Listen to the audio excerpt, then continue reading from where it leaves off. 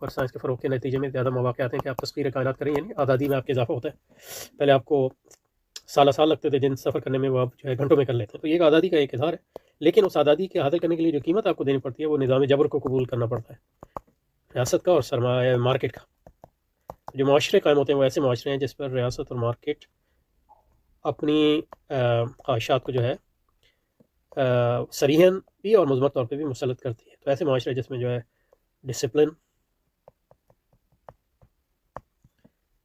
اور مینجمنٹ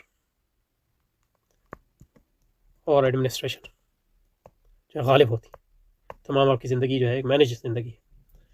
تو یہ دو متضاد، ایک طرف تو مطلب آپ کو آزادی مل رہی ہے، لیکن اس آزادی کو لینے کے لیے جو قیمت ہے وہ یہ کہ اپنی معاشی زندگی میں آپ جو ہے بنیادی طور پہ اپنی آزادی کھوتے ہیں اور سرمایہ کی خدائی قبول کرتے ہیں۔ تو اصل مقصد تو انسان پرستی تھا، لیکن جس انسان کی خدائی کو قائم کرنا ہے، لیکن جس چیز کی خدائی قائم ہوتی ہے وہ سرمایہ خود ہے، سرمایہ۔